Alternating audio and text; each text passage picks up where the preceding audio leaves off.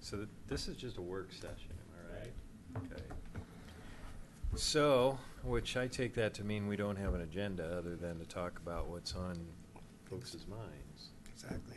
And I think this might be the first meeting we've had since we met with the board, right? At that, Yes. that retreat.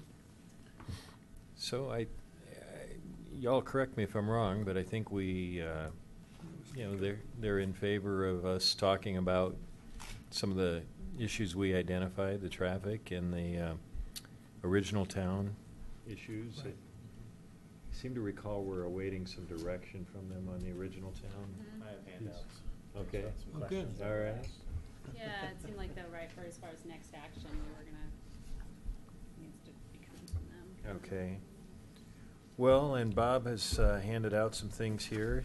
I don't think we have any particular order we want to go in. Bob, do you want to talk about this? Okay. This thing? I live near 88th, so I'm reasonably familiar with what's going on over there. And the purpose of this little diagram, just to help me think visually, was I went back through some of the numbers that were given in the past, like transportation review and what have you. And the point that I was trying to determine was what was the traffic load on 88th. And the core numbers seem to be in 2010 and 2015, which is basically in the upper left-hand corner of this sheet. And that shows number of cars per day. And I think it highlights the fact that the original numbers that were relied upon are suspect or need reevaluating because, we've had a little bit of a boom around here, a lot of growth. Certainly that wasn't, nobody was able to foresee that back in 2010, at least from the standpoint of forecasting things. And the basic point here is that if you're going to add more to 88th, which is already busier than Rock Creek Parkway, that the pending plan or the tentative plan, which was basically to decorate one lane in each way, is not going to carry the load, especially if it continues to grow on a geometric basis. And so that's what this is basically trying to lay out. It's virtually one mile from Rock Creek Parkway turnabout to the intersection which services both the hospital and the high school. So Bob, on these numbers here, 8,500 was the actual traffic count in 2010, is Yes. that right? And then were they projecting They projected, 11,000 by 2035? correct, And we're already at 10,388. correct, All right. and they forecasted 11,000, essentially the same number for 2035. They try to do like 25 years down the road, and clearly a lot of the factors that are in play now weren't in play then. Mhm. So, you can only work with what you got. Mhm.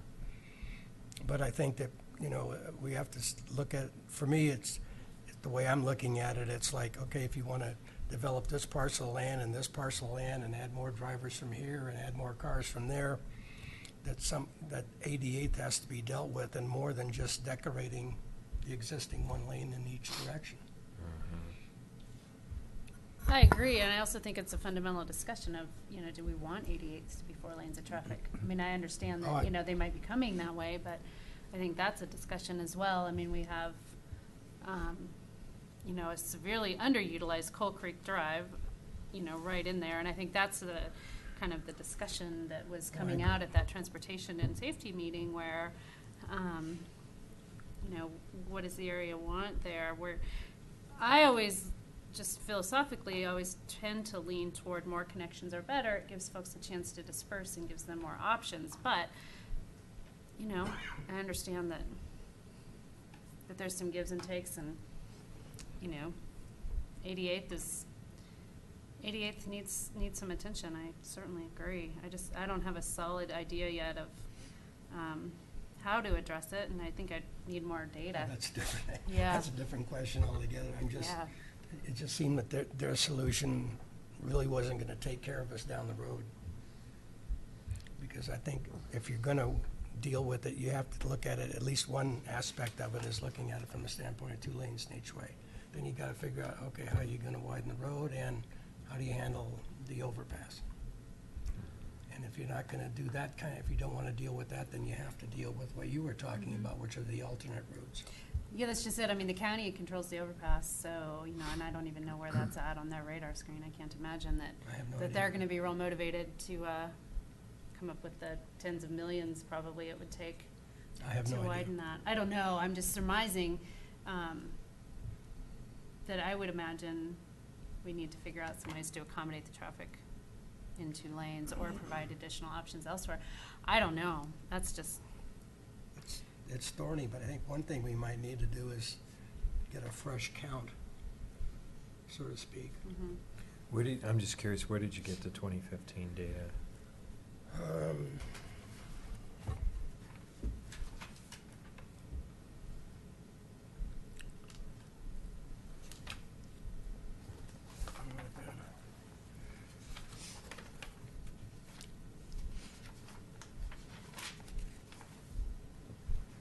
Off of basically the Transportation Safety Committee, they had a piece of paper on their December 5, 2016, and Updated traffic shows counts. counts. So this would be 88, this number, this is Rock Creek Parkway. That's a lot of traffic.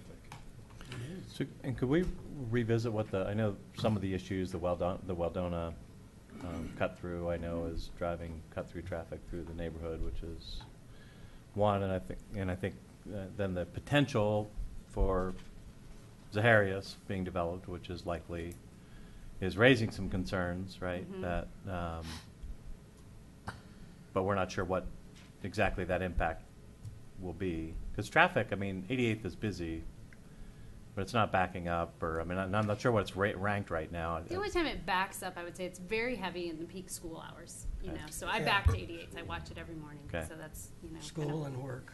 Yeah, Yeah. the school hours, you know, Yes, for but sure. thankfully, you know, the Monarch schools are staggered, so it's, you know, high school is kind of 7 to 7:30, you see just a flow of traffic, and then, you But- know, again, from about 8, Monarch High School starts at 7:30. When you say it backs up, in what direction? Where It is doesn't it back backing up, it just is very congested. Yeah, Okay. it's heavy, I would say it's heavy.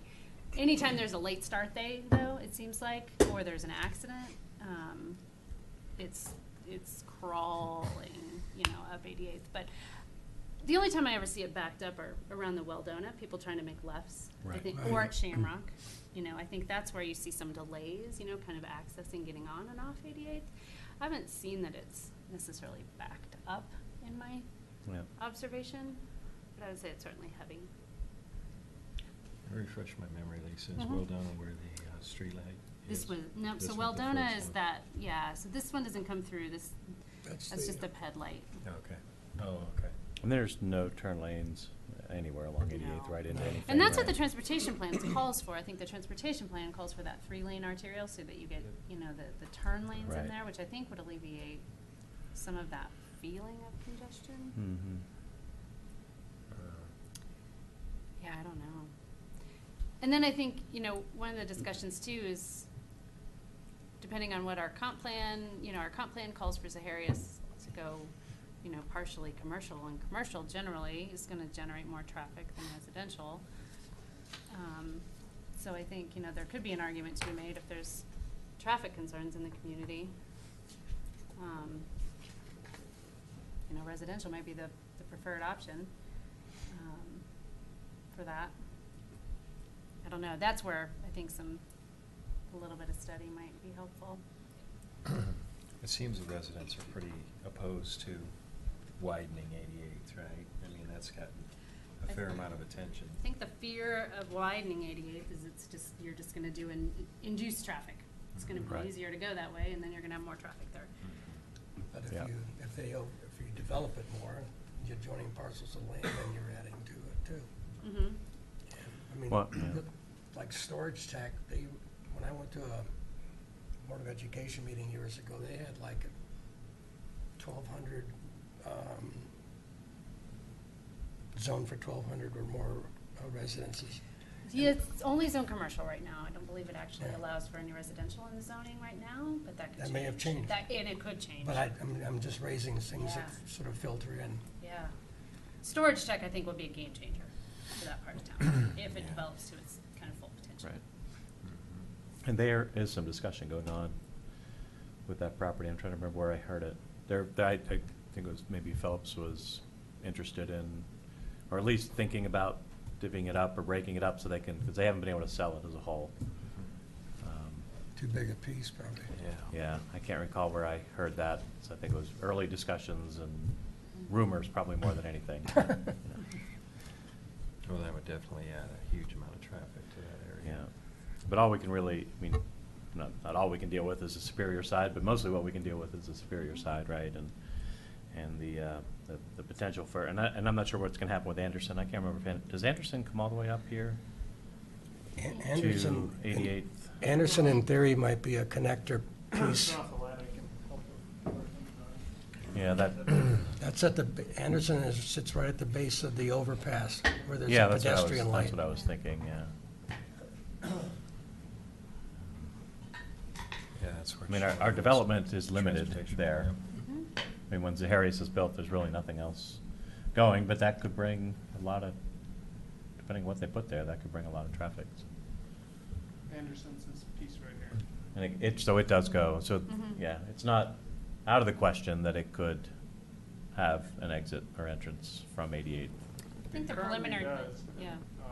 Yeah, that's kind of the spot that would, I mean, it's not used because it doesn't really go anywhere. Yeah. But it's stubbed in right there. Yeah. Mhm. And Pitkin just ends, there's no houses on the end of Pitkin, right? Right. At the top, and then Because right this one- there, yep. Yeah, And it there's- doesn't so look that like this whole side. looks as if eventually it was planned to come all the way through and tie into 88 possibly. Or Coal Creek, it might have been, Yeah, and Coal because, Creek, yeah, yeah. one of the early discussions and still being discussed is Coal Creek Drive coming down. Well, I don't think that we can have it both ways. I think that either we need to restrict traffic on 88th and say, you know, it's only one way in, one way out, or it needs to be expanded, because it appears that there is going to be quite a bit of growth in that area, both from our side and from the Louisville side. And this might be the time for us to approach Louisville and say, what can we do to accommodate this growth in traffic? I that we're- totally agree with that. You know, If- that's forecast. here. Just see if they've even thought about it, or would they be willing to talk about it or something. Yeah, I Well, think- and they've got commercial there, so they want flow, you know, they're gonna, I mean, with the hospital over there and the school over there, they're gonna want that opened up and flowing in and out of that area, I would imagine. Right, and in addition to the Storage Tech property, Right. there's a large parcel on the corner of 88th and Campus Drive, I think, going into Monarch. Mm. That's for It's all sale. part of the and storage it's been tech Yeah. property, For yeah. sale for some time. Mhm. Yeah. Well, that's Well, one that's not gonna go away. Well, no, and I think we've just had some experience with this, with the diverging diamond interchange going over 36 there. I mean, that was a really big job that the Planning Commission and the Board of Trustees got done. But that involved Louisville, CDOT, the feds, County, Dr. Cog. Boulder funds, County, yeah. Dr. Cog. And I think from that experience, we could use some of that knowledge on 88th. So I agree with you, Anthony, Commissioner Stewart, that we need to expand it or we don't. And I think with the commercial aspects that are potentially there, we have to expand it.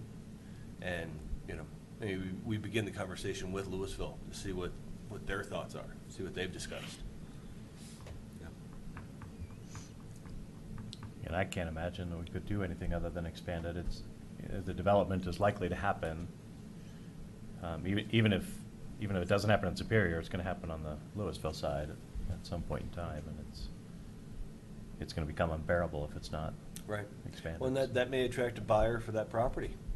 That may trigger the development of that property that 88th is gonna get addressed. The Zaharias, you mean, or the, that, is that- The Storage Tech property. or the the- oh, on the Zaharias Louisville property. side, okay. Yeah. So, yeah, we've Either- got either side. activity on our You side. would think that Louisville would be, we'll have to sit down and talk about that then, Yeah, I would think so. That's a lot of tax dollars to them. so to speak. Well, and, you know, backing, having Weldona and those other residential properties backing up to 88th, similar to our argument with McCaslin, we just need to slow it down. Yeah, I think need you to can widen accommodate it, more traffic, but it accommodate needs the to be. traffic. But it needs to be But- thoughtfully, yep. Yeah, you know, not make it a straight shot where someone could drag race down it. Yeah. You know, put some curves into it or landscaping along the sides to soften it. Mhm. Yeah, that's the concern I have, is, you know, trying to find a balance where we can, you know, we can promote, you know, rational traffic flow, but not at the expense of the quality of life of the people who Right. have Mhm. homes around there. I had a vague recollection that there, at some point in time, in talking, listening to developers and what have you, that they were thinking that there might be an 88th Street access at the Anderson property location to help drain all the homes that they were gonna build basically between 88th and Town Center itself. And looking at that, I mean, it's really an awkward, the way it comes in at the base of a, you know, of an overpass, which is on a downhill. So you come up over the crest of the overpass, and then you're looking down at the pedestrian light, which is, I don't know, maybe 100 yards, 200 yards ahead. And then that's where you're gonna also have traffic coming in from the side. Well, and it's wide, I mean, it just feels like you should be doing 50 miles an hour. I mean, it's Yeah. just this wide, straight expanse coming down there. And that's where the police hide, are up in Storage Tech, and then, you know, because that's what happens. Yeah, and that's true on both, yeah, it's true on both sides. I mean, either way you're going. The feel of the road, which I think we have this issue with McCaslin as well, the feel of the road is just drive fast, right? Mhm. So. Oh, is it 35 through there on 88th? Yes. Yeah, it is Yeah. 35. Yeah. But needless to say, we go faster. Yeah. It's hard Yeah. not to. I don't drive it very often, but I have to catch myself Yeah. because Yeah. you're just, there's a natural tendency to assume what's comfortable driving speed based on the width of the road and the expanse of the road. And if you're not paying attention, it's easy to find yourself doing 40 or 45, just like that. That's a big concern I have about the concept of a 4-lane or Yeah. expanded Sure. lane. It just seems to be inviting, like you say, the But kind of the again, interstate we thing. did it on Rock Creek Parkway. That's, Yeah. and it's yeah. a long downhill expanse, but Right. people honor it. It's got a nice median, it's well landscaped, the lanes are narrower. I mean, I feel like those are things we can even do on McCaslin, you know, I mean, That's a without good point. redoing all of McCaslin, right? I mean, bring it in, just bring it in tight. Wherever you want it to come, slow down, bring it in tight, narrow the lanes, bring in landscaping, and, you know, make it uncomfortable to go 45 miles an hour. So, well, this is a helpful discussion. I'm curious kind of what our goals are for talking about these. I mean, do we want to try and, I think when we were with the board a little bit, we talked about maybe trying to come up with some priorities or some of the easier ideas. I want, just selfishly, you know, want to make sure our time here is productive and that we're actually, I think, coming up with real ideas. I'm wondering kind of what you guys, how you want to approach some of these topics. Yeah, I guess my suggestion, pending all of your views, is, you know, let's kind of get out on the table. We each kind of have our sort of pet projects that we want to see some movement on. Let's get these out on the table. And let's move toward, you know, taking action on each one of them. And I would say ideally within the coming, you know, 8 to 12 weeks at the outside, if not sooner. And by taking action, I mean, you know, let's look at getting a resolution together that we can put forward to the board and request some action on some of these things. And I have one I'd like to see if we can actually hold together tonight, maybe, to give to the board. There was some requests from Matt for some questions that get answered regarding the Northwest Superior stuff, so I took it upon myself this weekend to put together some draft answers to those that I was hoping maybe we could talk about tonight and bring it up on the board, and we can change the whole thing. I don't care. It just felt like it was a good, just a starting point for us to talk about. So There's also a fair history on McCaslin. Yeah. On prior meetings and poll, you know, community feedback and that kind of stuff. And there was a retreat, and Stephen, I don't know if you have any details on the priorities. There were some priorities that were discussed and set at the retreat on Monday that are probably worth hearing about, and I've only gotten bits and pieces, some from Daryl who listened, and I talked to Rita and Matt at the Cornerstone groundbreaking today a little bit, but You took it right. Stephen, do you I don't have any do you have any details yet, any no. information on what they talked about? No, I Okay. don't. I didn't attend. that. Okay. Was that last night, you mean? It Retreat was, last night? Yesterday. yeah, yesterday, Mhm. yesterday during the day, Mhm. yeah.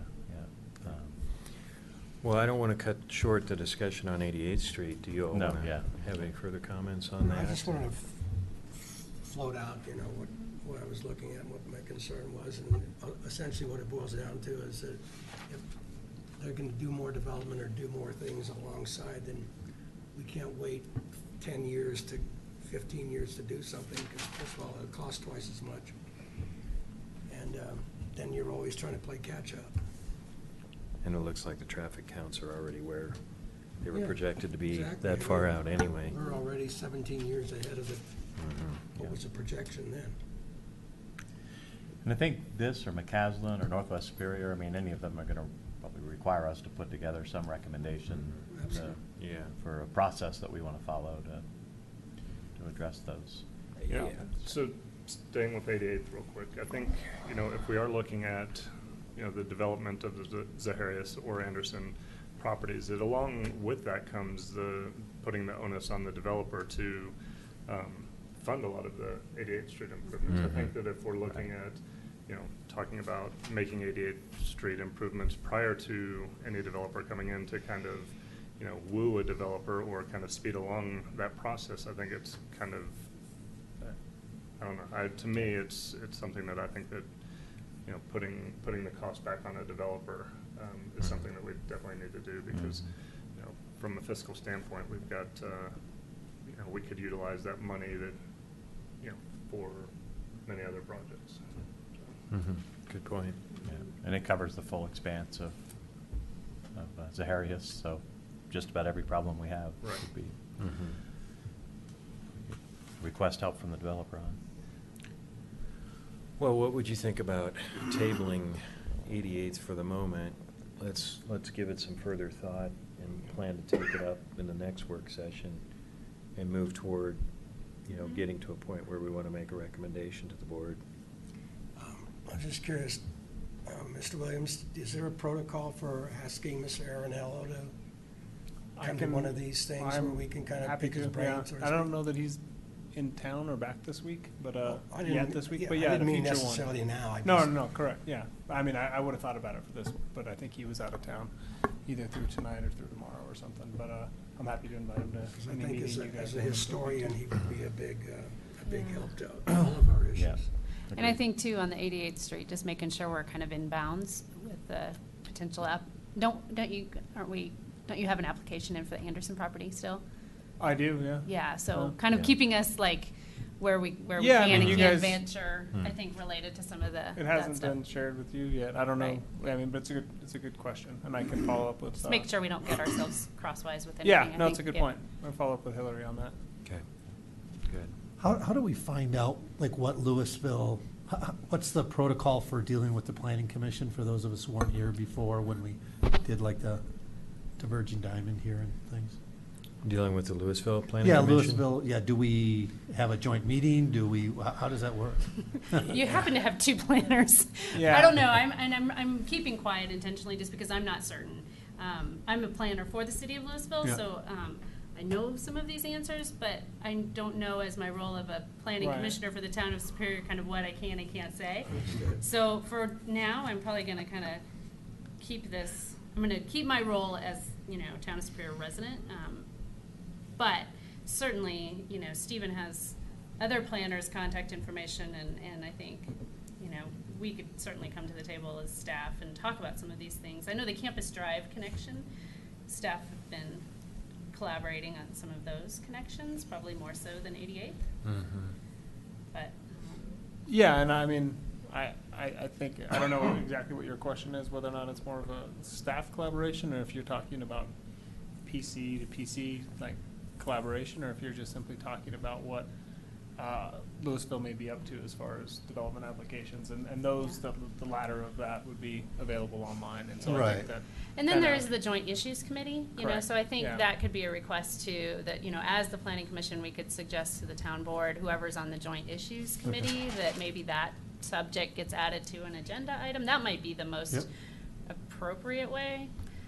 Yeah. to get some That would be one direction avenue for to- sure, yeah. Yeah, I don't know. And I kind of thinking, I mean, so I was at the meeting or the dinner that you guys had, and I just listened, but, I think that, and I know Matt's direction is to, you know, at our next regularly scheduled meeting, which will be the early May, I think it's May 2nd, we're gonna have a docket item, where we can take action. So work sessions, we can't take any action or make any recommendation. But at our next meeting, he wants to at least update our, work plan, because it's fairly general, and we got some more specific Mhm. feedback, and then push that back to the board for, approval. Okay. And so we could work on that tonight as one of the things, and then have it ready for action next meeting. But basically, we had two kind of broad categories, which was the Northwest kind of small area plan and transportation more broadly. Right. So we could, you know, and it sounds like that transportation conversation is ever expanding, which is not unsurprising. But it was originally the main topic was McCaslin. If we want to wrap South 88th into that, we could, you know, clarify that as a subtopic or another point that we need to discuss. I know that you actually have, Commissioner McCool has concerns about Coal Creek traffic as well, and whether or not that's going to be addressed through a transportation study or part of the Northwest area plan, you know, is something that we, you know, want to get our arms around. And the other, I guess, point that was, and I think this is what your objective is to get this a little bit more clear with, but they basically, as Lisa mentioned, that the transportation plan seemed very clear that they, you know, stated that, yeah, it would be good for you guys to look at that. Whereas they seemed like they needed action on the small area plan, Right. that to come from them, or further direction to come from the town board. So, but I think we're all moving in that direction. I just want to get that clear path before we go too far down one road or the other, so. Oh, for sure. I mean, it strikes me that we should, if we're gonna tackle transportation, we ought to talk about 88th, and we ought to talk about, you know, the Coal Creek issues that And McCaslin. that you've identified, and McCaslin. Yeah, it's the big three. Yeah, I mean, my concern is if we omit one or one of them. No, I agree. No, I'm just saying that I think we tee those back up. I think the Mhm. conversation, if I'm wrong, you know, feel free to correct me, but I thought that the conversation at the dinner was more focused on McCaslin. I don't know if we touched on 88th Street as much as the McCaslin issues, or. if I don't all of think them were so. mentioned, I don't think so. But I do think, you know, for all the reasons Bob has mentioned, and, you know, we've had public participation, you know, unsolicited public participation on 88th Street. It does seem like it's a brewing issue. It is. That we ought to get in front of. That's my vote. Well, and the Northwest Superior Plan too, I mean, just putting some context around this, there are a variety of transportation-related things just directly within Northwest Superior that probably make sense to keep together in that plan. Coal Creek, and even, I mean, I know there was even some study work done on the realignment of Marshall Road at some point. That's been thrown out there. And then just generally what traffic impacts, what the town center, how that's going to, or what downtown Superior is going to, how that's going to impact McCaslin and the whole Northwest Superior. So that, I think, having that kept within the context of that area plan is, probably makes some sense too. So you're saying, Bob, rather than focus too much on the transportation issues in Northwest Superior, under the subheading transportation, let's deal with that under the small area plan? I think so. I think we need to be looking at that whole area in its context. I think the transportation piece, I outlined a couple. There's some high priorities that I think are just high priorities for dealing with the Northwest Superior area. And I'd like to see us maybe deal with some things quickly, because I don't think a full review of the comprehensive plan as it impacts that area, and the transportation plan as it impacts that area, and the land use code that impacts that area, that can become overwhelming, right? That can be a lot of detailed work to look at.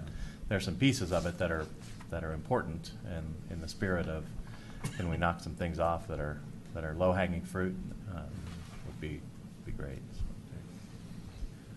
Well, just to wrap things up on 88th, Anthony, did you have some thoughts? No, it just, for my clarification more than anything, it seems like we're fragmenting parts of the transportation when we do it that way by breaking it out into sections.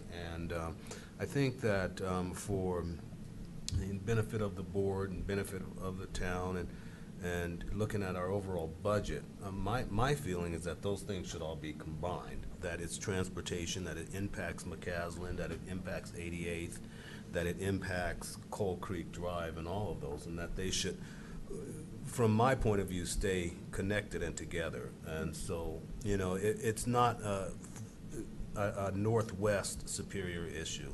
You know, it's a town issue, it's a Superior issue, and it's impacting all of us. We use this part of town, those of us in Rock Creek, you know, as well. And so I think that, for me, I'd like to see that not fragmented and keep that together as much as possible. So I just wanted to make that point. Fair comment, yeah. Any other thoughts on that issue? No, I think that's a good comment. I think it's easy to lose sight of the forest, you know, when you're just staring at the tree right in front of you, Yeah. so, That way Yeah. nothing gets lost in the shuffle, so to speak. Everything is still, you know, under the ambit, but Commissioner McCoo, you said that you had some ideas, or you brought something with you, or, Oh, if the timing's right, you want to? I don't know, I'm just, Yeah, I think so. Maybe just to kind of wrap up the 88th discussion for the moment, can we agree to take another look at that, a closer look at it? I mean, I really appreciate you taking the time, Bob, to pull all of this together for us and get us focused on it. But it seems to me we ought to take that up further in ongoing work sessions with an eye toward coming up with a recommendation that we can Sure. all make to the board, if that sounds agreeable to everyone. yeah. Unless It's not going anywhere, but. Yeah, I mean, unless you want to move forward with something tonight, I don't Well, want to I don't know, foreclose that. I kind of make lists and then I try to sleep on them for a couple of days. Yeah, And then I try to modify it a little Yeah. bit, you know, and, Yeah. you know, maybe I X something off or add something to it. And if everybody's doing the same thing, then we should come up with a pretty comprehensive list. I agree. Bob, why don't you talk to us about Sure. Northwest Superior? So, I mean, just a little history and a little context. I mean, obviously, I live in original town, so familiar with this area and been watching it develop over the last 20 years. So, obviously, I have opinions because I'm in the middle of it. So, that's probably going to show a little bit in this document. So, there were some questions raised, I think, by Matt, just about what a Northwest Superior planning would look like and what's it actually take to do this. And so I took a stab at a little bit of this. So obviously the map on the first page was what's drawn in my head for the Northwest Superior area. And I did intentionally go and include McCaslin Boulevard in there, although I hear you, Anthony. I think looking at the transportation piece as a whole is very important, and I would agree we should need to look at it as a whole. There are just it's a lot of activity happening in this area that's impacting, you know, traffic in this whole area, including downtown Superior is going to. So definitely trying to think of, boy, there's just a lot happening right here, and how do we address that from a transportation standpoint? But I agree, we should look at transportation plan as a whole. So then, right along 36, or on the other side of Marshall Road, along 36, and then down the open space to the west, and then just the bordering of original town on the south side, including Rogers Farm is included in here. Not so much from really looking at it for not changing what they're planning to do there, but just that development is going to impact a couple of different areas of town, depending on what they do, right? So then, so the headings that you'll see, purpose, expected outcome, proposed team members, those are the sort of the outline that was of the questions that were asked. And so I just tried to put something together. And like I said, if it looks good, great. If we want to, we have an electronic copy, I think. Is it already up there? Great. It is, yep. So if we want to wordsmith it, change it, delete it, start over, if we even not wanted to even do this tonight, that's fine too. But the goal was to get something to the board so that they could say, yep, let's go ahead and have the planning commission start working on X, whatever it is, and give us the approval to go. So this is in the spirit of getting it moving, and I know it's on their that is one of the priorities. I know that they talked about at the retreat. So I don't know if it makes sense to read through this, or if you guys just want to take a minute and Maybe you could just give us an overview, kind of, Sure. what you're thinking. Sure. So the purpose was, we're looking at, we've talked about the comprehensive plan, the land use code, and the transportation plan, and there are probably other documents that come into play that, trails and open space that might come into play here. The focus being that this is just figuring out to keep this a really good place to live, right? We have existing communities that are in this area, that we keep them safe and livable and enjoyable, but that we also help the marketplace and downtown Superior thrive, that we provide just the ability for people to move in and out of there comfortably and hopefully not minimize the impact on the neighborhoods around it. I'm hoping that's true for everything we look at in Superior, right? There's some of the let's see here. There's some planning, visioning that I think we should talk about. There are variety. I just sort of listed the development opportunities that exist in this area, so we can be talking about them. That's the original town infill and some redevelopment, the multifamily zoned areas that are within the original town area. That's the 4th and 5th Street and the 5th Avenue right away. There's also a light industrial zoned area there. There are undeveloped parcels behind Costco and in that area. There's a transit-oriented development for RTD, and then there's this Marshall Road realignment, which also goes around to, do we want to put more residential in there? And this was, I forget the document that, there was a study done. Stephen, do you know who did that study? That Urban Land Institute. Urban Land Institute did for that Marshall Road realignment, all those things sort of impacting that area. So the outcome of this would be updates to the comprehensive plan, potentially updates and changes to the land use code. I think the comprehensive plan, I think we all have a pretty good idea what type of updates we would want to be looking at there. Land use code, I'm going back to those 5 homes that are sitting on Maple Street, that's the maximum that you can do, and that feels like that's just too big to have a 6 blocks of those homes. Not that that'll happen, but that's the worst, or not the worst, but the biggest that could happen. And so addressing things like that in the land use code, and then obviously the transportation plan would be impacted. So that those documents would be updated. That there'd be just some good cross-reference, so that one of my hopes is it's really hard to make use of all these documents and pull them together in such a way that at least most of us look at it and go, yes, this was the intent of what we hope to accomplish here. So having an overarching document with cross-references to the comprehensive plan and the land use code, the transportation plan, parks and rec and open space plans as applicable, that just help make it clear what our intent is, but in this small area plan. So that was sort of what the outcome would be. Then the team members, planning commission staff, working on this. I think the board would actually like to see the results of this and then be able to discuss it and vote on it. But I think the work is staff and planning commission. And then also, and I don't know whether it's a resident group or if there's just a public process that brings everybody in. I don't know. I'd like to talk about. I think that's a big topic to be discussed. And that's why I left the resident engagement process to be defined.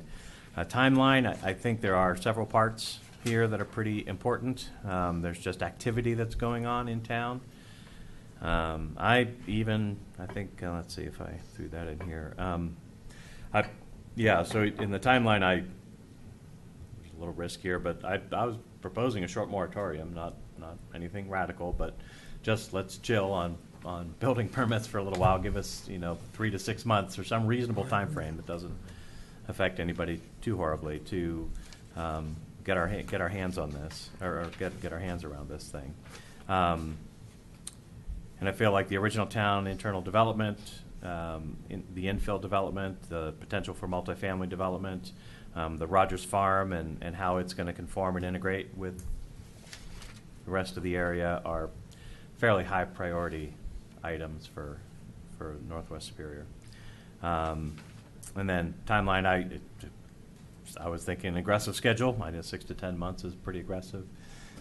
But if we don't get it done in the next 12 months or so, a lot could potentially happen. So, and then the other 2 items are mostly, I don't know what staff time would be required, and I don't know what type of consultant we would need, but those are. And then, so this was kind of what I thought we could put together and propose to the town board to see if we could get approval on. And I don't know if that's too much to tackle tonight or what our hopes and dreams are, but. I think it's excellent work. Good, thanks for taking the time to really think through some of these issues. Folks have comments?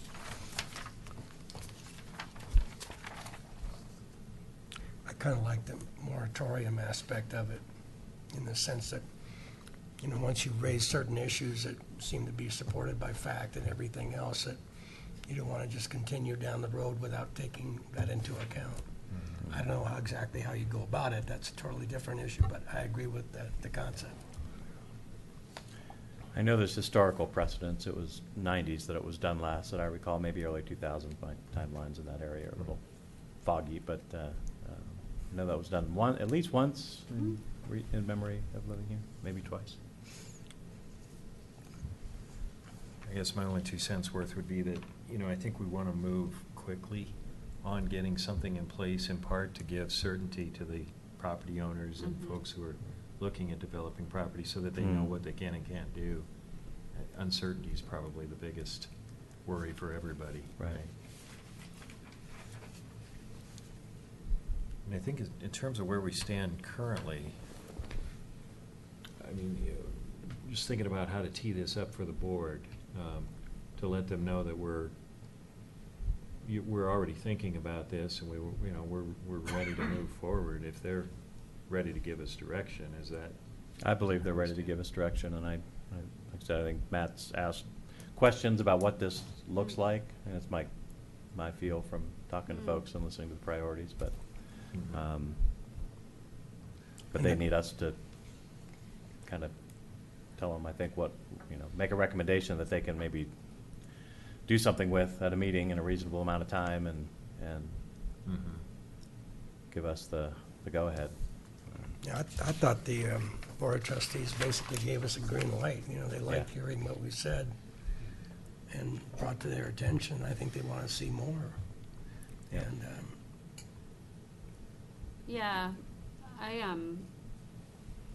like that you've, put together, I think, just a little bit, you could almost, it's kind of the beginnings of an RFP or something here, as I'm looking at this, just kind of outlining, here's what our goals are, here's what we want out of it. So I like that thought.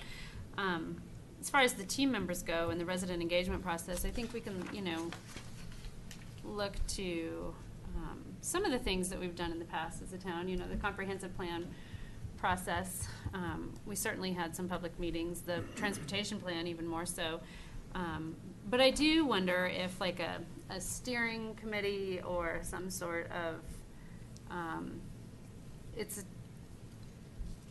where you make sure that you've got business owners in the marketplace represented and at the table, and you've got residents of Original Superior, at the table, and you've got, town staff at the table, and some elected and appointed folks, at the table, so that you've got all those voices. I think, not that that limits potentially other people from communicating, but I think it just, I think there's a lot of merit, I think, to getting some sort of steering committee or actual kind of working group. established for that, so. The people you identified are gonna have the greatest stakes in the outcome. Yeah, of like the this, stakeholder right? groups, I guess, yeah. Yeah. So Yeah. I do agree with you, Commissioner Ritchie. I think that in our proposed team members, it could be expanded to include business owners from the area, and then other interest groups Yeah. from the area, the people that are gonna be impacted and affected by this long-term. I certainly think that there is no way that we can exclude staff from No. this process at No. all. Oh, And they're You've not- you've oh, no, included they're gonna them, have but They're gonna have to there's no drive way. this, yeah, Yeah. this is. this is- Yes. Yeah. They're, yeah, so that's why staff, you know, and I don't know what staff, the only thing left blank was was staff time. I don't know what the time is involved. It's gonna be significant, for sure. So. Absolutely. So for me, and I don't know, I feel like I'm being the negative Nelly tonight, you know, it feels a little bit big for me to be able to take action on tonight, personally. I think that we do need to consider this, and I think that it needs a lot of consideration, and I think that we need to take our time and do it correctly so that we're not going over and over this again to get to where we need to be. So that's kind of my opinion in terms of taking action. For myself, I don't feel like I'm ready to take action. I'm trying to recall the direction that we were given from the board during our joint meeting. And it's in my memory that they indicated that they would be giving us Mhm. the green light No. to move ahead. Yeah. But I do think to Anthony's Yeah. point, I mean, I think at this point, probably it would be good to let them know that we're poised to move forward, you know, on their okay. At least that we have some ideas, or at least the beginnings of some good ideas, so that they can rest assured it's not gonna sit on a shelf. Or Bob, did you have other thoughts? Did you want to move forward? Was it your thought that you wanted to move So forward all with this, something all else? this is, I mean, this is something down on paper that talks about what needs to happen. Mhm. This isn't a document that's going to commit us to Right. anything at this point. The board would like, I feel like the board needs something, staff needs something to say, what are we thinking about here? What does this mean? There's been a lot of talk, but nothing's been written down. So the idea was, get this written down so that, because if we talk about it and we leave here tonight, I promise you, nothing will happen. It's not. So unless this gets driven, and it's an area that's important to me, so as opportunity presents itself and it's in their eyes as a priority, I think we need to give them something to start discussing and act on. So, I mean, I think ultimately they need to discuss, agree upon, and finalize what it is they want the Planning Commission to do with regards to the Northwest area planning. Nobody there is going to sit down and do this work and put it in front of the board and say, let's go do this. I think that's for us to do and/or staff, and, I think the incentive, just like it's going to be with McCaslin, like it's going to be with 88th, like it's going to be with anything else in town, this commission is one commission that has the ability to push through issues that are important to the community. And we have, time to work on it on our Tuesday nights. So this isn't, let's vote that we're going to go do this. This is, we get this to the board and to staff so that they can have something to present to the board. Because the board is asking, what do we do with the Northwest Superior plan? There's an interest in getting forward. And I don't know I don't know what this looks like. I don't know. I don't know what we do other than say, hey, let's present this to the board. Or give it back, or present it to staff and let staff decide to take it to the board. So. Probably in the concept of updating our work plan, right? Matt wanted us to do that. I think this would probably be a logical addendum to the work plan. Maybe it's too much detail, I don't know, but if all we want to do is to let the board know that, listen, we're ready to move. These are ahead. Matt's questions. Okay. These questions, as I've been told, I mean, I'm third hand here, but I've been told these were Matt's questions. So where, So, who, I'm just so curious. Rita got these questions from Matt, said to me, these are the outline of the questions that are being asked, and it would make sense for you to put your thoughts down on those areas. So that's what this is. Okay, So I would agree with that, and would also like clarification and maybe an answer to that piece. Is this something that we can add to our work plan? Because I can support that and get on board with that. For me, there's just too many unanswered questions. I mean, as we break this down, we look at the timeline, and it says aggressive schedule to complete the work in the next 6 to 10 months. Well, so I think I need clarification on what kind of work we're talking about. Agreed. And I also need more clarification and more information on, the overall impact and cost. So if we could make this part of our work session, I would certainly support that. Stephen, what's your opinion on that? Would that be a logical addendum to the work plan? Yeah, I mean, I think the question you already raised is just how much specificity. I mean, I think that this, as a concept, has already been presented to them. So I think that what we need, and I mean, you guys have a lot of great ideas, and this is a great outline. It's a very great start to this conversation. But how much are we going to tackle, like, in the spring? How much are we going to tackle in the summer? How much are we going to tackle in the fall? Like, and when, so maybe some priority to all that. And that may be the direction that we need from the board. Or are we needing to tackle the transportation plan first? Or is this the priority? So both, kind of a two-pronged question to the board is that this is the work plan that we've come up with.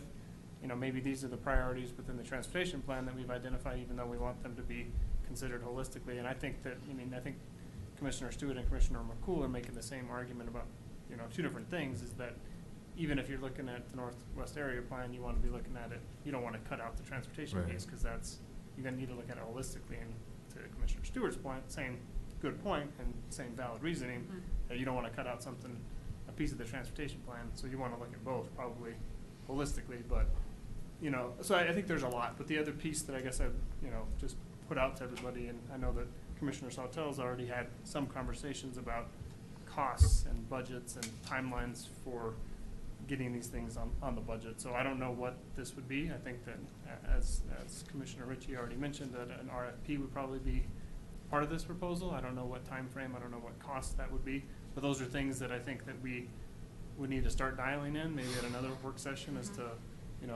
what's that gonna be, what, project. We have Alex, fortunately, to give us some cost estimates on transportation implementations, but I don't know offhand what an RFP would be for the scope of project, but we could probably find out.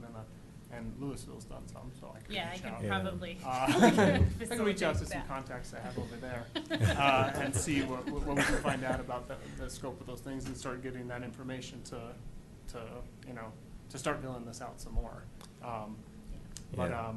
so I don't know if I've answered your question, but I think that what I understood Matt to be looking forward to taking forward to the board is just something more specificity, but not necessarily quite probably at this level, just so that we actually have on the agenda that Planning Commission wants to tackle the transportation plan, Planning Commission wants to tackle Northwest Area Plan. But then I think you guys are already identifying that, within those two gamuts, what's the priority, and then, we want it to be McCaslin, we want it to be 8th Street, we want it to be Coal Creek, we want it to be Waldona, we want it to be South Coal Creek, all of these little aspects. So, and I think they're all great. I just think that, direction, and then, what can we actually, prioritizing it, and then what do we need to get done first, or how do we do these as, two-phased efforts or whatever, so that we get them both done within a certain amount of time. But the budget thing is a big piece, and some direction as to when we need to get numbers to them, or, whatever, in order to be considered on the budget that'll be considered in the summer, so. Yeah. Just Is a that couple. helpful? Yeah, it More is. than It's you? very helpful. Thank you. A couple of thoughts on that. I had the same reaction on, looking for a pattern, if we could, for doing this type of thing. I don't think the town of Superior's ever done any small area planning, to my knowledge. No, but- yeah, we did it, well, it's been a while, but yeah, we did. Oh, there has Yeah, we been. did sub-area two, they were early, they were late nineties, early 2000s, Oh, but okay. All they've been a right. while, but yes, we've been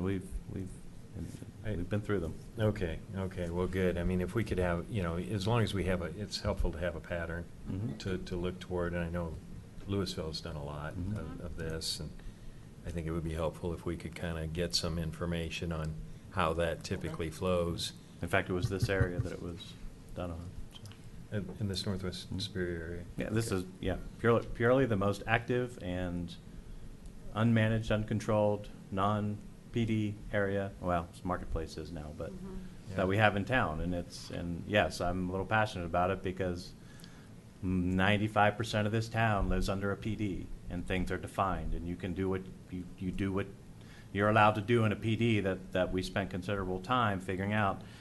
Here, you're in an area that's not under PD. You have two areas that aren't, the HOA is not in play, and it's getting hammered. So Mhm. my passion behind this comes with the reality that it's the town's responsibility to work to do this. It's outside of, most of this is just outside of PD, so we're trying to figure out how to get this under control. And that's the reason for the aggressive timeframe too, so.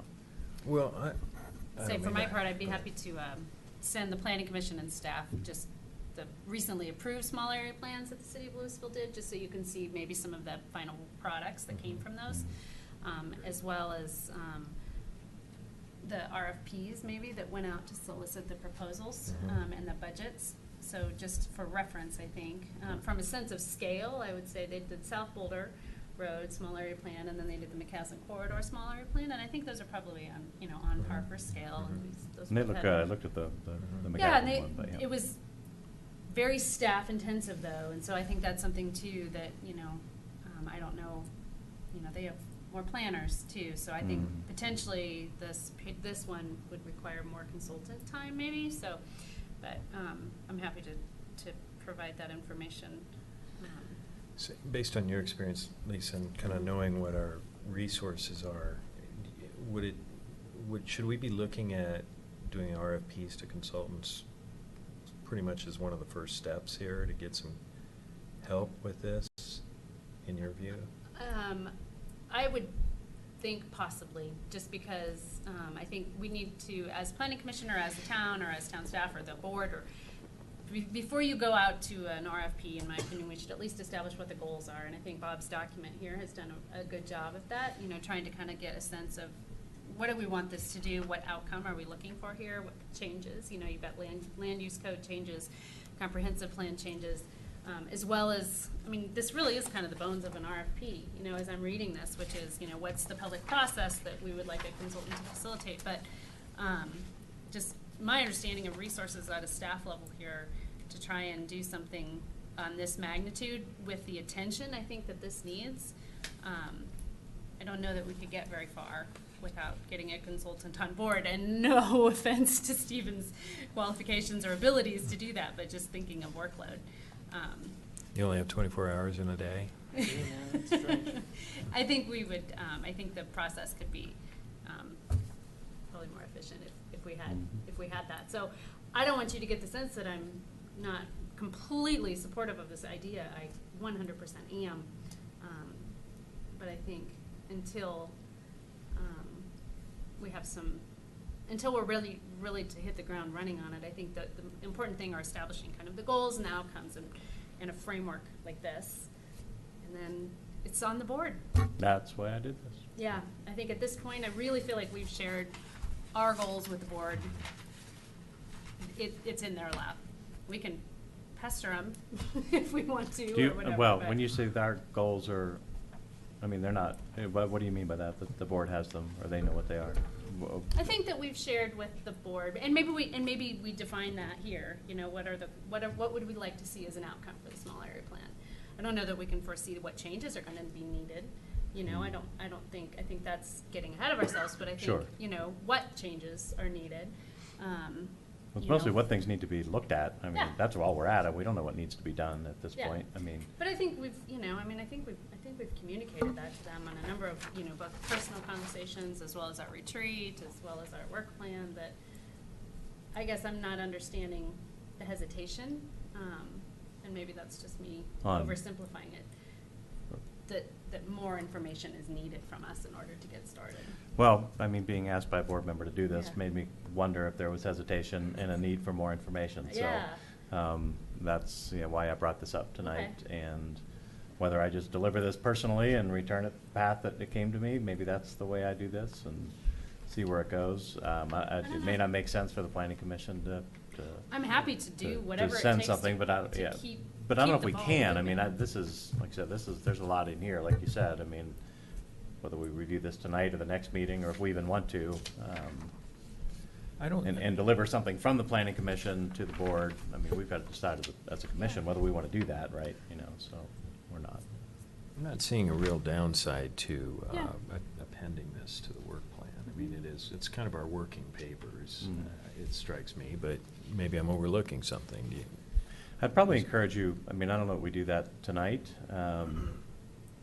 Might encourage you all to look at it more closely. I mean, I would say maybe we do it that way. Maybe we find some examples of some other community small area plans. Louisville has some, and I know other communities have some, and I'd be happy to kind of send out a few links to some of those. I know Denver does a lot of small area plans and kind of neighborhood planning. Maybe we can take some time, and I'm happy to share those, and as commissioners kind of get our arms around what a small area plan is and can do, and then come back next time and be more prepared with specific comments on something related to this small area plan for the board. yeah, no, I'm good with that, and they can listen to this meeting, and this is available to them as well if they want to do something with it sooner. But yeah, no, I think Yeah. that's great if we can take some time to look at this and to get, have everybody look at this and see if it makes sense, make whatever tweaks or changes, or come prepared to talk about, yeah, that makes sense, or you're missing this, or you I didn't think we've about got that, or I think this whatever, is so. a good document. Yeah, Just, it's a I good mean, start. without reading it with fine tooth comb, I think you've laid out a really solid start. Well, I Yep. think also the layout, you look at the way that this is laid out, we can use this for any of the different things that we're gonna be Oh, looking yeah. at. Transportation, Yeah. anything. That's a It's, good it's point. a, it's a good solid document, a base document for us to be able to utilize it for multiple things.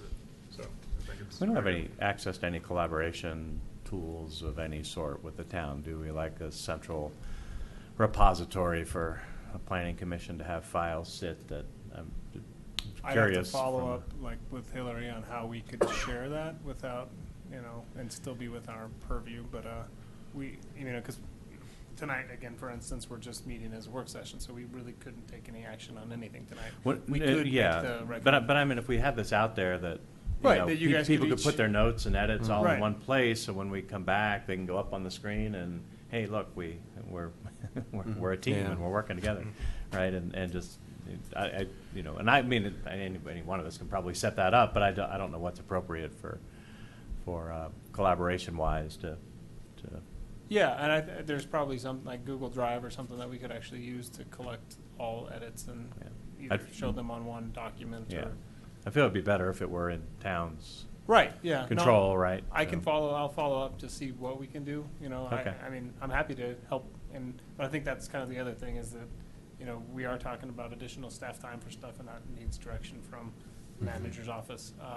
So, just where we're going, there's a lot of good questions and a lot of good starting points, and I think that as, Commissioner Reese has, stated that we have a good template to work from, I think there's also some questions on, and I don't know that we have the answer for them, like, is this what they want to see? I mean, it's kind of the same thing from what we talked about with the board before is, with our staff recommendations or our PC recommendations, what's going to be most helpful for you? What do you want to see from us as far as being able to take this to the next step and to give us direction to work on? I think you've done a lot already, so I think, what Commissioner Ritchie's almost suggesting is that we have a lot to go forward with already. Yep. But, do we need to look at things more? Do we need to have some public engagement pieces, particularly on, certain suggestions, or is this something, you know, how do we get that steering committee? What is the first, you know, what is the next step? Yeah, And or is it getting the consultant on board? Right, and yeah. Doing an RFP and let them Mhm. say how we ought to do it? yeah, how do we get from, Mhm. you know, Right. point A where we're at to, you know, your 6 to 10 month Sure. timeline or something like that, so. Which is there's a probably lot of- unrealistic, but, yeah. Great Well, idea I mean, for it. rather be ambitious than, yeah, this is a Right. private. Well, and that's the other, I think it's So, potentially a reasonable doable. timeline, but I Right. think it's, we can't make that happen. No, absolutely not, So, yeah, yeah.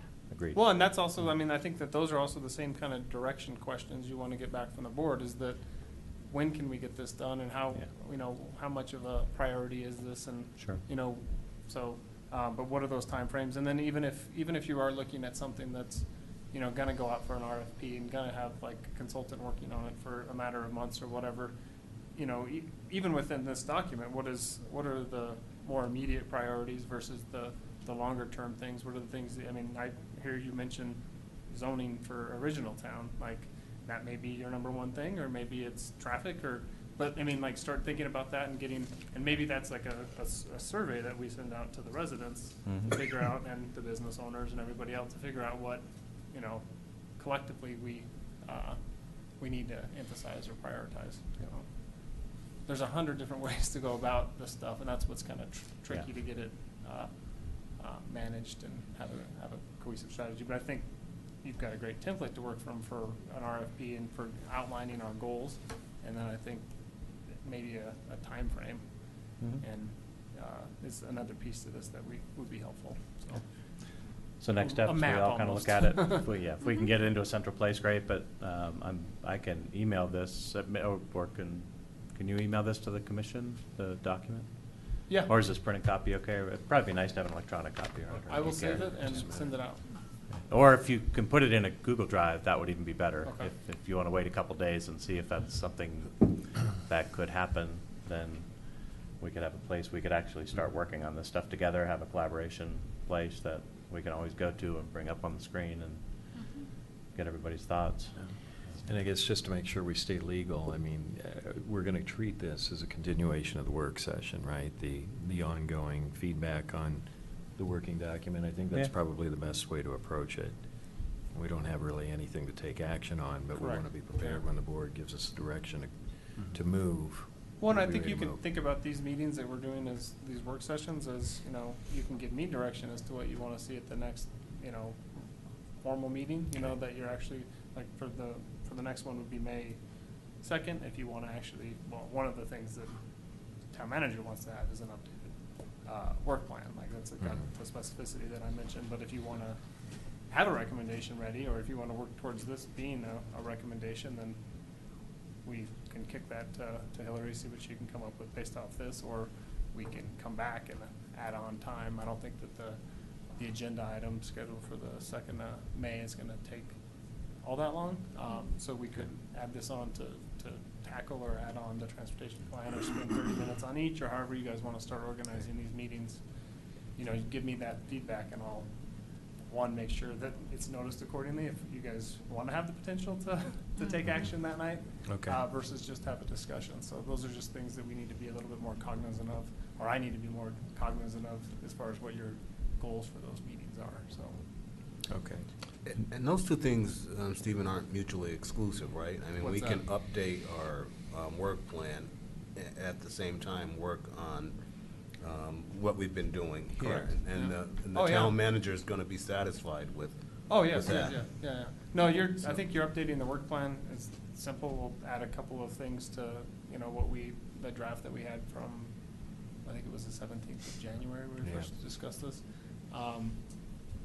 And then, you know, if you want other action items that we can discuss at those meetings or make a recommendation on, we can get those on there as well, so.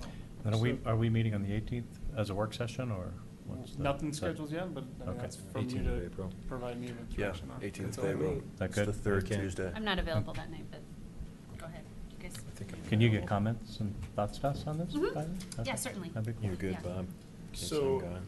looking at this, you know, starting with your purpose and seeing that comprehensive plan, land use code, transportation plan, I think it'd be valuable for us to, you know, look at these 3 main items and say, you know, let's focus on one at our next work session, or, you know, just for an understanding, and maybe transportation would be perfect if Alex is available, and then come in and we can just kind of brainstorm. He can provide his input on transportation for the overall part of Superior and what you have on here, and then we can kind of just get an understanding of, you know, the broad scope of it, and then we can really start needling down into it. And I think if, for each meeting, if we pick a different part of it to kind of focus on, it might get us a little more in tune, and we're actually moving forward on each of the items, instead of just kind of collectively, you know, spending 15 or 20 minutes talking about each one. So that would be my thought. And I don't think that, I mean, this is a lot of work. I don't mean to minimize it in this statement, but I think there are small portions of the comprehensive plan and small portions of the transportation plan and probably even smaller portions of the land use code that need to be looked at for this area, right? It's the marketplace is under PD, so you've got Original Town, you've got Sagamore, you've got some undeveloped areas, and there are components within. I think if any of us just take some time over the next 2 weeks and even do, if you just do a search for Original Town in the comprehensive plan, you'll see the policies. And many of them are good. Many of them are very good. Making sure we have some overarching document that says we mean it might be helpful, because it feels like, you know, we don't sometimes. Things just start happening and wait a minute, does this line up with that policy? In our land use code, that could be a little trickier, but we're talking about what you know, what do setbacks look like, right? What do building heights look like? Are there verbiage from other communities that have created housing that's not big blocks, right? That how do you and Stephen, you can probably even within 15 or 20 minutes talking about what homes might ought to look like, how we might be able to write the land use or make some changes to the land use code to communicate that to people who want to develop, right? Those are, so each of these they feel like it's a small area, and there are, you know, variety of various pieces in each of these documents that need to be looked at. I don't think it's a full, you know, review and rewrite of any of these documents, or even large sections of them, but yes, doing a piece at a time, I love the idea. That would be great.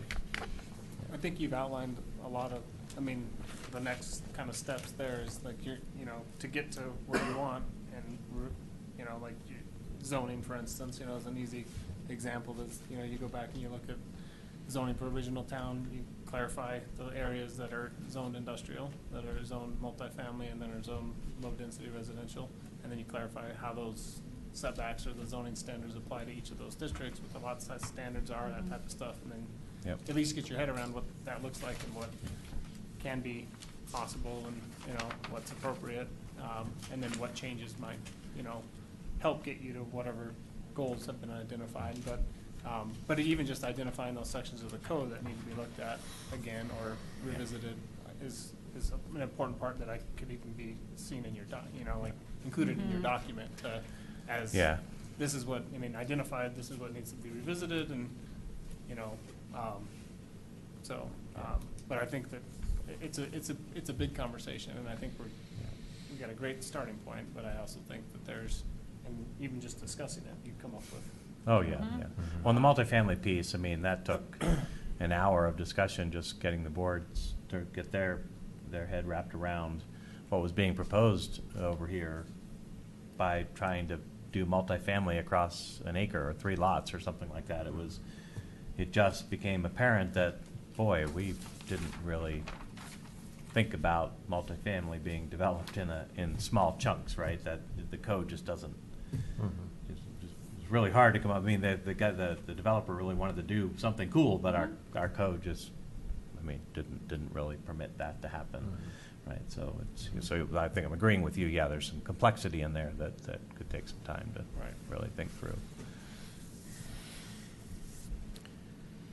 Well, it strikes me, just hearing everybody talk, that, I mean, one thing that's great about our commission is that everybody kind of has their sort of, I don't want to minimize it by saying pet projects, but projects of special interest, because they impact us where we live. And I'm wondering if we had an audit kind of going forward throughout this year as we're dealing with these work sessions, you know, let's line up a commissioner, let's take a volunteer on 88th Street and Northwest Superior and McCaslin, and, you know, let's, you know, just tick through, what's the status, what's the next action on that particular item that we want to move forward to the board.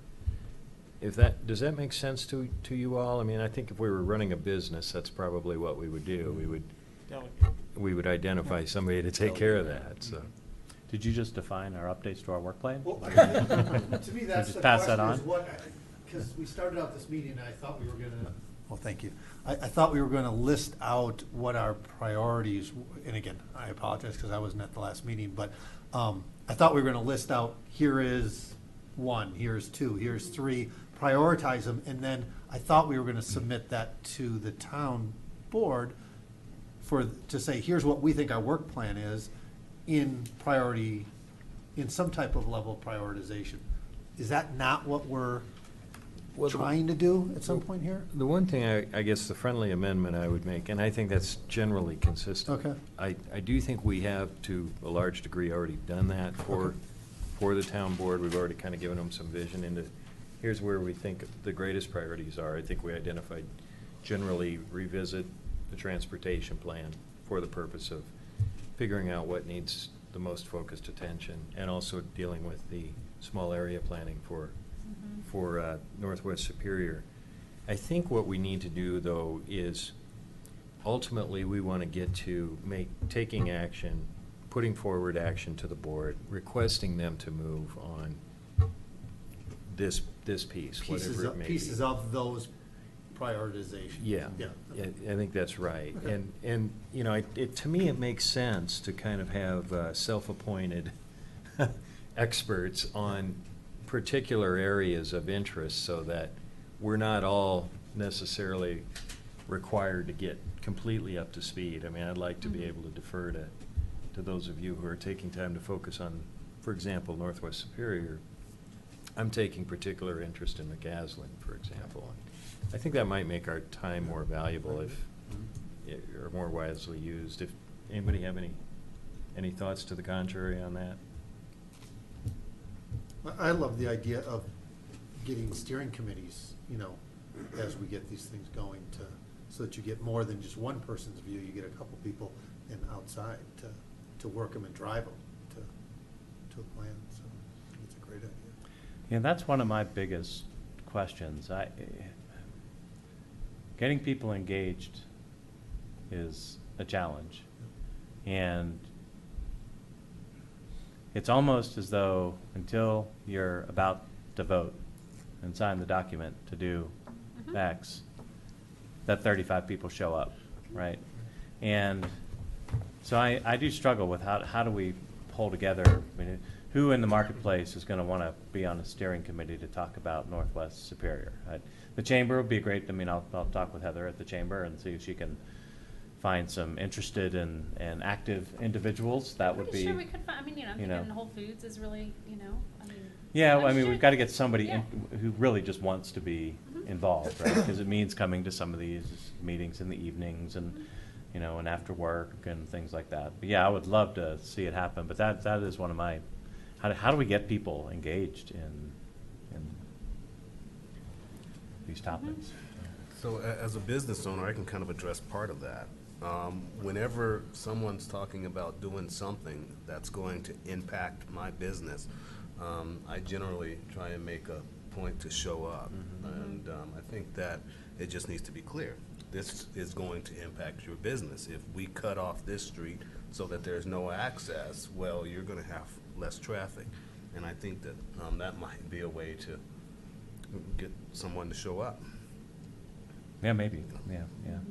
But until you're actually about ready to sign and close that street, then they'll show up, right? It's it's getting them there early to get their ideas, so we don't propose to do things that don't make sense, right? We want to get their input early, not reactive. I mean, I don't want to say we're going to close the street, but I'd rather get them to come in and say what makes sense, what can we be a little proactive, but that is a challenge. Sure. So, Chairman Sawtelle, I would not oppose, and would agree with your request to have the specialist or someone take on whatever their project might be. I just want to ensure some kind of a way for us to continue to be able to bring items and projects to this commission, and so that we're not only working on specific items. Yeah, I totally agree with that, Anthony, and I think that's one of the benefits of our kind of commitment to having the work sessions, especially when we don't have anything on the agenda. Issues are going to come up that, you know, aren't on the front burner right now, but they might be 2 months from now. And to your point, Stephen, on the steering committee thing, I think that I agree with you that I think that's important, but I think it's particularly important when you're talking about changes like with the small area planning. I think that when you move to issues like execution of the transportation plan, we've already been through that. Yeah, So, and I know some of us have expressed concerns about we don't want to get bogged down in further process if we've already gone through the process. So that's my only 2 cents on that. Anything further for now on Northwest Superior? I have an issue to take up on McCaslin, but I don't want to hog the time. So if anybody else has any other issues, please. So I'm going to dive into all my notes and try to find all the documents that backed certain positions on 88th, and then see what I can flesh out, see what's there.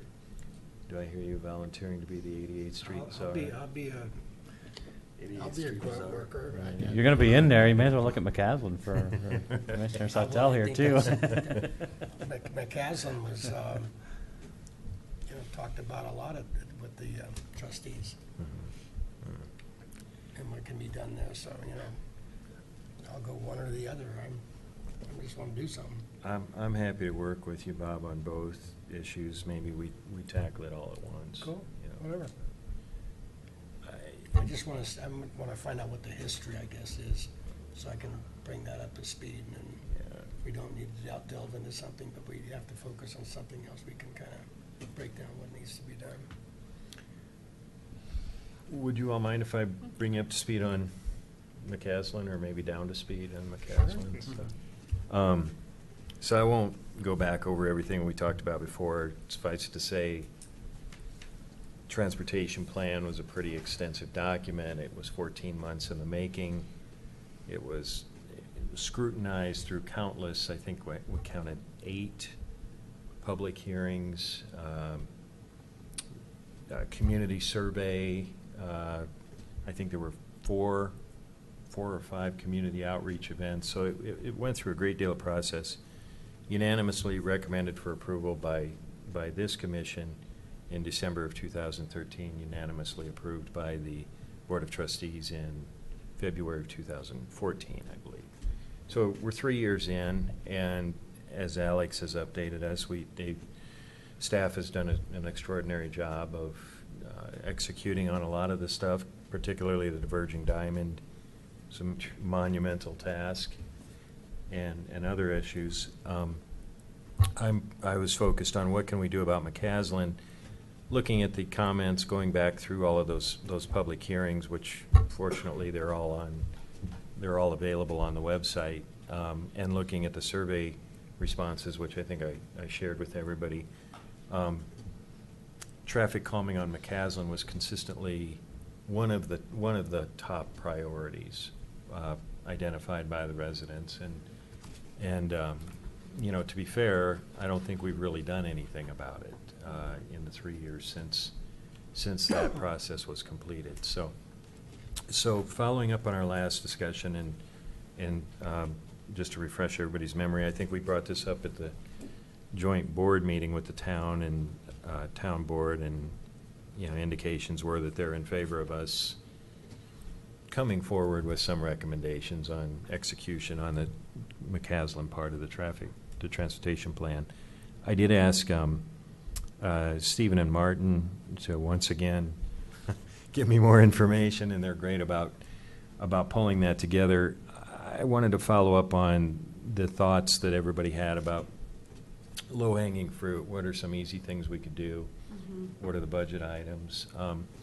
So I just kind of for the sake of brainstorming, not unlike the exercise Bob went through here on small area planning, I just threw out to our staff, 6 ideas and asked for estimated costs for those ideas. And this is all in the context, really, of what can we do about McCaslin. Number 1, what would it cost to lower the speed limit? The quote is $1,000. It would cost about $1,000 to lower the speed limit, and that's just going through and updating traffic signs. Number 2, what would it cost to install radar-activated speed warning signs, similar to what we already have in the southbound McCaslin lane between High Plains and Colton, and the cost is estimated to be around $7,000 per sign. I think it was Alex who said maybe we would want up to 6 signs. That's correct. This seems like an awful lot of signs, but, who am I to, Both directions. who am I to question? When you're Yeah. driving fast, you need another chance to see it. You picked up 5 miles per This hour. will give you a ticket. But $7,000 per sign, so that, we're not breaking the bank yet. I asked, would it cost the town anything to increase speed limit enforcement by Boulder County Sheriff's Department? And I'm not sure, there's a question mark next to this one, $20,000 per year. I think he needs to talk to the sheriff's department, so that was just his initial take on it, but yeah. that was Okay. just So- More of a guess than, these are other kind of round Okay. numbers, that he's throwing out there Because estimates. that Yeah. assumes then keeping enforcement elsewhere the same too, so it's not, and that's where the additional cost Probably, yeah. Okay. So- Okay. Yeah, and Stephen raises a good point. I mean, these are just very broad brush estimates, but it gives us a little bit of a sense of what we're talking about. Educated, no less, though. Yeah.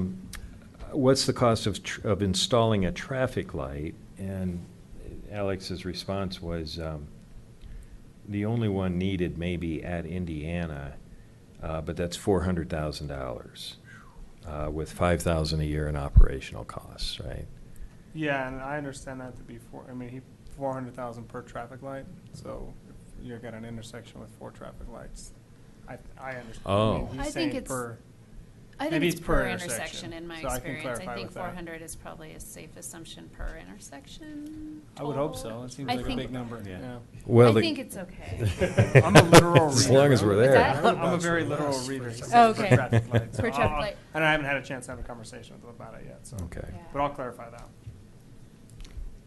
My memory from when we went through the transportation plan is consistent with Lisa's. I think it's that's about- per intersection. Yeah.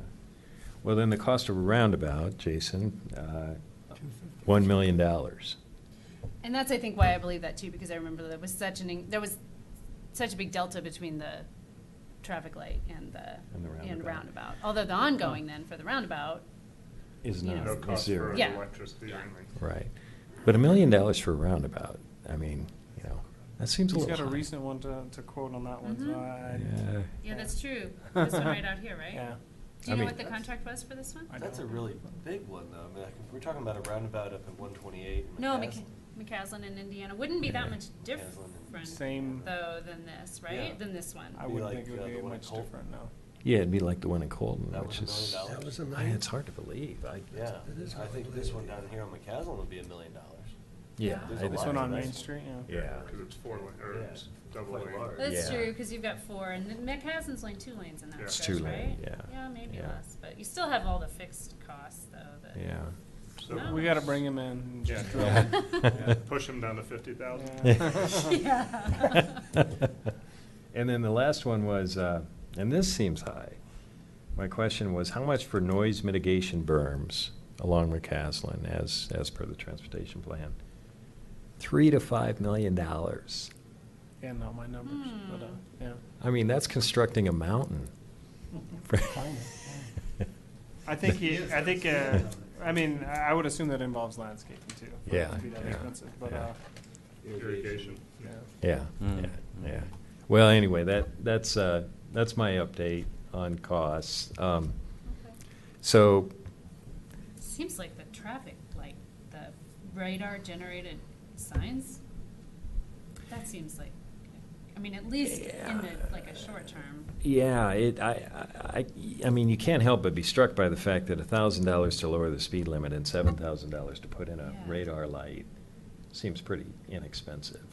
And who knows what a difference that would make. Did you ask at all about just narrowing of the lanes, which is striping? I mean, I know it doesn't get rid of the asphalt, but I mean.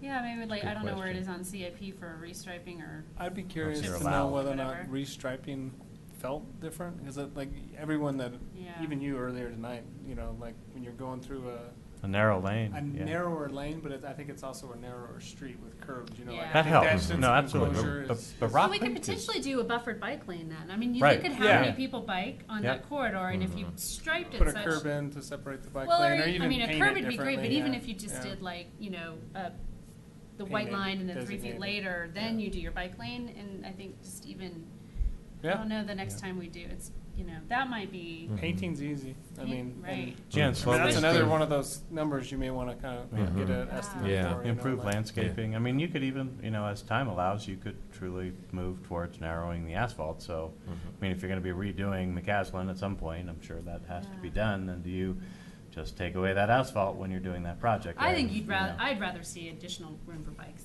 mean, I we would- have- no, I would agree, we yeah. have a I ton think of they should bikers have on lots there of room for anyway. bikes, We could yeah, narrow the yeah. bike, Yeah. narrow the travel lanes. Yeah. Widen the bike lane. Widen the bike lane and put a little distance in there, I think would be.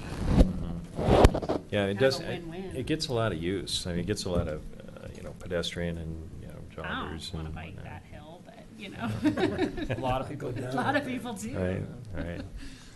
So I guess that's my update on it. It does seem like we have some good options, some very low-cost options, that could be done pretty quickly, pretty immediately. Now, the roundabout, I'm assuming that if we're going to, urge the town to consider putting in $1 million roundabout, that's going to be a few years off. I hope it's not 5 to 10 years off, but, it's going to be a few years off. But lowering the speed limit, I mean, to the point somebody's making earlier, I mean, it's at 45 now. I would be shocked that some of these cars aren't doing 65 that are coming down off of 128. Even if we lowered it to 40, I mean, they're still probably going to be doing 55. Or, I had one other idea too, and I'd like this thought for even coming into original town, but having, I don't know what monument sign sort of entranceway, welcome to Superior, boom, the road just went down to whatever the Right. minimum width is that we want for a 35 or 40 mile an hour speed limit. So when you're coming down that hill, it's besides maybe the speed limit sign, or the speed limit changes, but also the flashing radar signs, you just come right down into a funnel of, and then the road gets narrower, the bike lanes are wider, the buffer between the road and the bike lanes is there, and yeah. that feels like I'm sure it's gonna be hundreds of thousands too, but it's probably not millions. It's probably not millions, and I think you'd see a noticeable difference. I mean, Mhm. Alex, I think, could help us determine if that's true or not, or if we just, or kind of what degree of change we might be able to realize with some of those changes, but. Yeah, well, and to your point, Bob, I mean, I think that is consistent with that transportation plan and the concept of having more or less bookends on McCaslin to kind of inform motorists that they're moving into a more residential area. So I don't have any thoughts on action to be taken on that. I just wanted to get you all that information and start thinking about it, if you would. Kind of like with 88th Street and the small area plan, I would hope that we could continue to move forward toward, when we're ready, make an appropriate motion to the board and ask them to implement some of these measures. I would just, at the risk of speaking out of school, probably advocate for let's do some inexpensive ones, fairly quickly, and then let's get this roundabout on the drawing board, so we at least know, when it's going to be in place. It's not going to be another 5 years. Yeah, we can Needs to be it in get there. it into the budget sooner than later.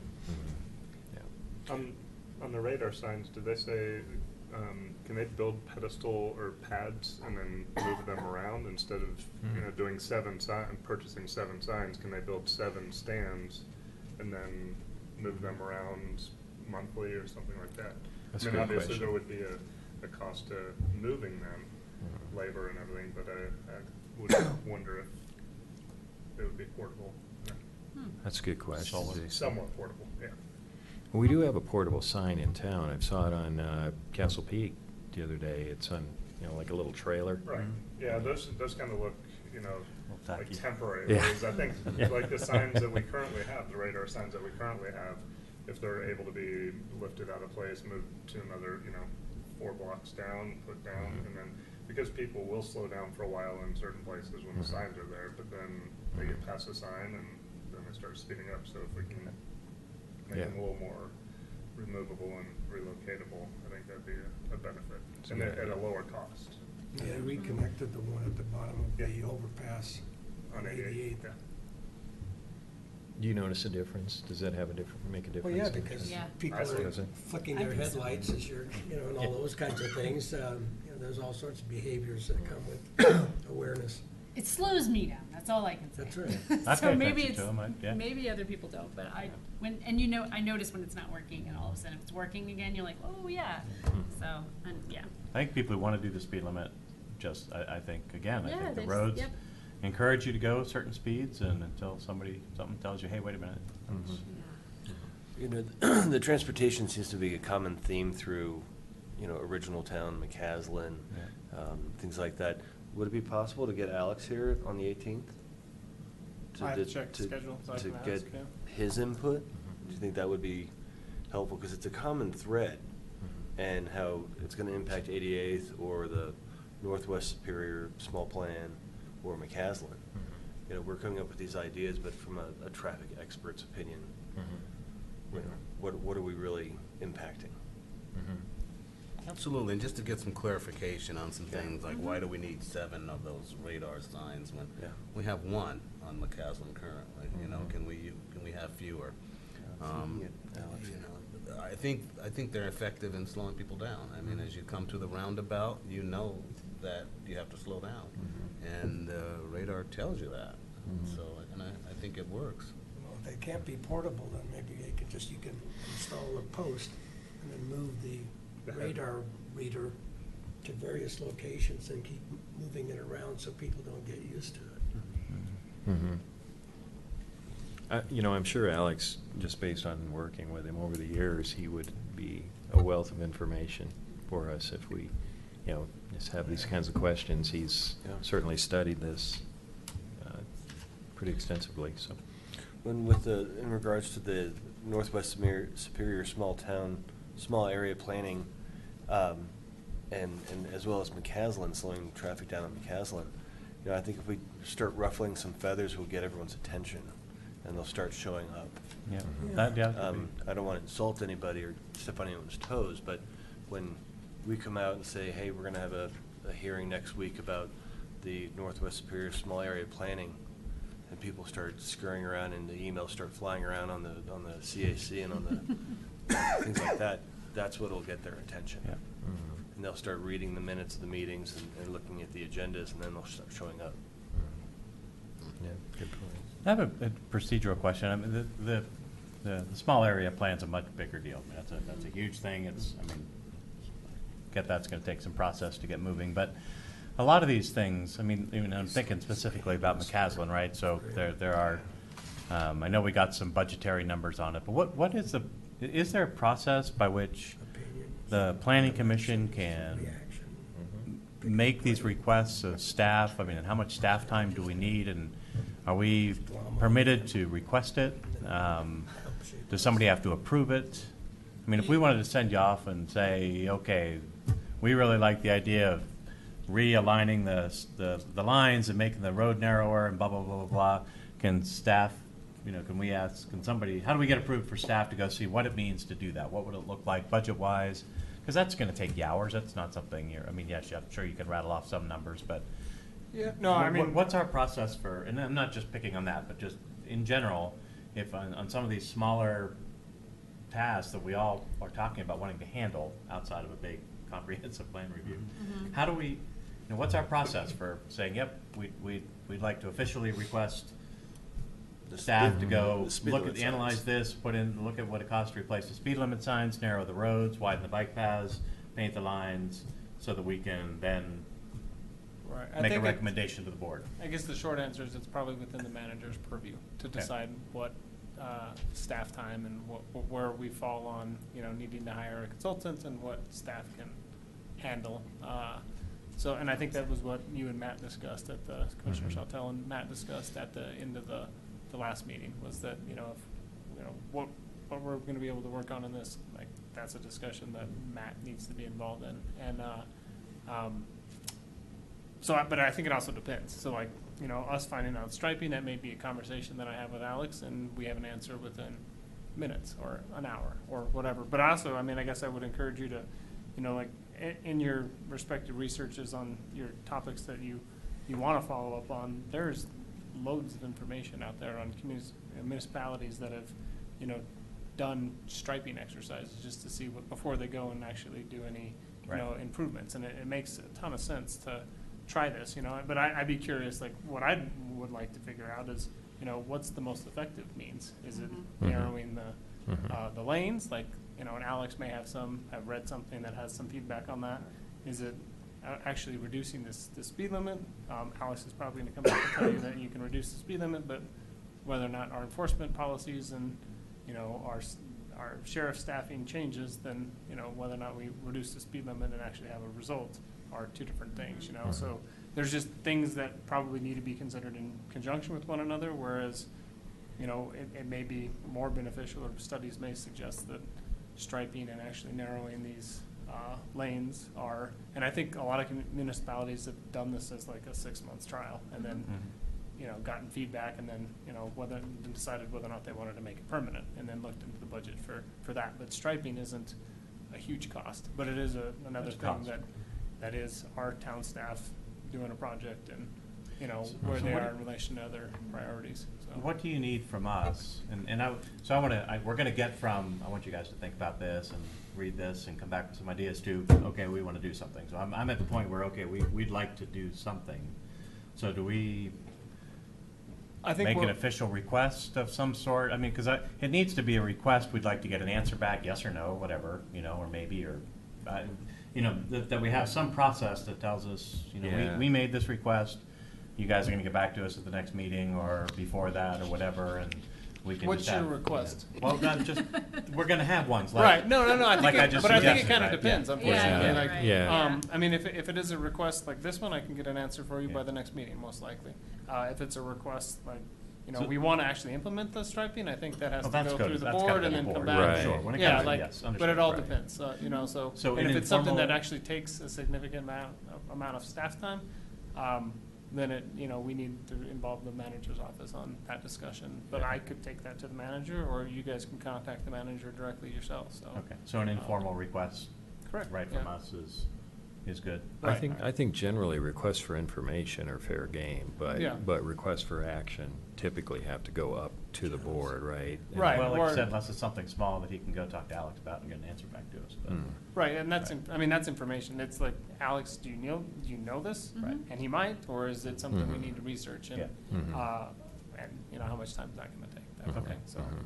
but I think that, you know, having for this plan to be, you know, digestible or a little bit more, I think this is a great start that we could actually take to the board fairly soon, you know, like, these are the items we came up with, you know, but, you know, implementation is like the next step, and like, what are the locations of these signs, and how many do we actually need, and what is the cost for, you know, installing the base, the electrical, everything that we Yeah. need? I mean, how much money are we actually saving by not having the sign Mhm. on there? Is the sign, you know, $2,000 of that 7,000, or is it $5,000 of that 7,000?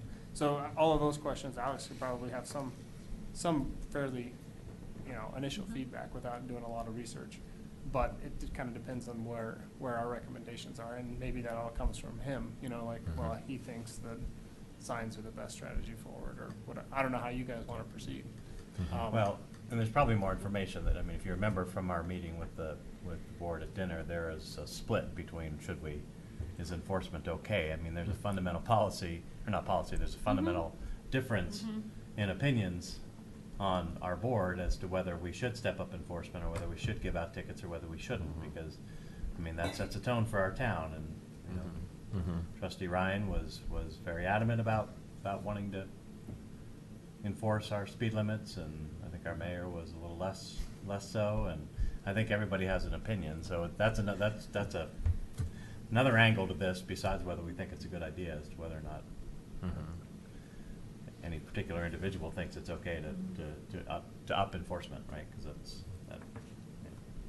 And maybe with additional information, you know, what ends up getting recommended to the board is like, we have one of two options. We have striping that, you know, would cost this much and not involve reducing speed limits, and we have reducing speed limits and installing, you know, these signs, and, you know, that's option two. And then they, you know, they may at that point task Alex with more study or whatever. So I don't know what the most effective, I mean, that's the trouble I have, unfortunately, with this, is that I can't tell you what the most effective means forward is. I wish I knew, but that, I mean, however you want to, you know, kind of proceed is, we're going to go kind of trial and error, or we take it to the board and see whether or not they can give us some feedback, but I don't necessarily know that they know exactly what they need, you know, for the next step. They need a certain amount of information. You guys have started on both of those already, which is great, but. Okay. Well, it's a process, right? We get more It's information. always a process. We pass that information on. If they need more information, they send it back, and Right. Yeah. we return it with more information. I think it would be helpful to have Alex here, though, on the 18th, if we can, if it's possible, because, you know, he does have an encyclopedic knowledge of this stuff. He does. But yeah, I think certainly, I think at that point, like, we've come up with some, you came up with some really great ideas from Caslin. I think we've developed possibly a few more. Maybe, you know, during discussion with Alex, we could then kind of formulate, here's what the planning commission would like to see, and either through a resolution, or then we recommend that list goes to the Transportation and Safety Committee meeting, and then gets put into the, you know, 2018 budget or something. So I think, you know, from a timing perspective, it seems like we're on track. And I certainly think with, you know, some guidance from Alex at a meeting and a kind of an open dialogue with him, we could nail down some priorities and recommendations I agree. pretty quickly. Doesn't seem like we're trying to, That's low hanging fruit right there. Exactly, I mean, like, that's this That's is- exactly what we were talking about a couple weeks Yeah. ago, It a few is. weeks ago. Yeah. All right. Anybody have anything else you want to take up tonight? So good. Meet on the 18th, and hopefully Alex you'll find out if Alex can join us. I will. Okay. Question I have on the 18th is, do you want that to be a work session, or do you feel like you may make a recommendation at the conclusion of that meeting, or how do we want to? I'm bold enough to say we might be ready to make a recommendation if Alex can be there, and you I'm want kind of to, you want leaning the to same way make some that recommendations companies, for McCaslin. Low-hanging fruit might be, Okay. I'm game for that. Second Commissioner McCool. yes. All right. Does that mean we need to notice the meeting? Is that what you're thinking? Well, differently, and then Yeah. it's not just a work session. Yeah, So. yeah. We need to find out if Alex is, I mean, I don't think we would be prepared to make a recommendation without Alex. I would That's a agree. good point. More Yeah, than But you want to have the needed. meeting regardless, and then if Alex is Yeah, there- we want to have we'll meet Okay. regardless, Yeah. if Alex can join us, let's make it an official one. Okay. Yeah, More that sounds official good. one. Okay, all right. Okay, well, if there's nothing else, get to hammer the gavel. Thanks, folks. Oh, Alex. Stevens.